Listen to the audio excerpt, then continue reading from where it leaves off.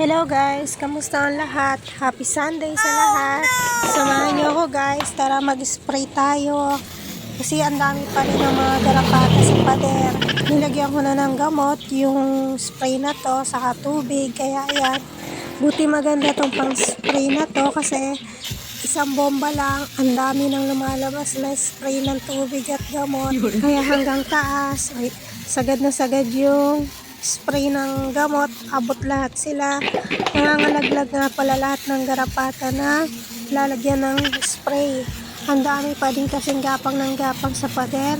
Kaya talagang kailangan araw-araw ang spray para maubos lahat. Nakakapangilabot kasi pag nakikita mo, feeling mo tuloy gumagapang sa katawan mo. Kaya kailangan talagang tanggalin na to. Mamaya magkagalis pa tayo. May kaunting sipon nga pala tayo, kaya ganito ang boses natin. Pero sige lang, tuloy lang tayo sa pag-spray. Ayan ang itsura niya. Ayan ang itsura niya guys, pakita ko sa inyo. Ayan, gapang siya, gapang yan. Sprayan natin. Malalaglag siya niyan. Sobrang dami pa, papakita ko sa inyo habang gumagapang. Ayan, may magjowa pa. Kung minsan nagsisiksik sila dun sa butas-butas, kaya talaga pinakaka-spray ko ng todo yung butas para kung may nagtatago or naka-stack doon, mahihilo na siya sa gamot na to. Mga nagagapangan na sila kasi naamoy na nila yung gamot.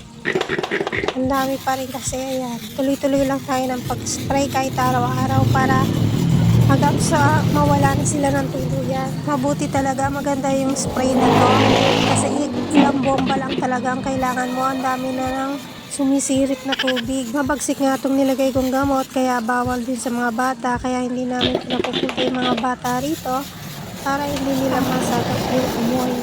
Kinagamot na rin naman yung nasa aso, kaso hindi naman kasi ganun bigla mawawala talaga ito, kaya kailangan tiyagain sa pag-spray para mawala yung mga nasa pader. Yun lang guys, happy Sunday, ingat po ang lahat, thank you for watching.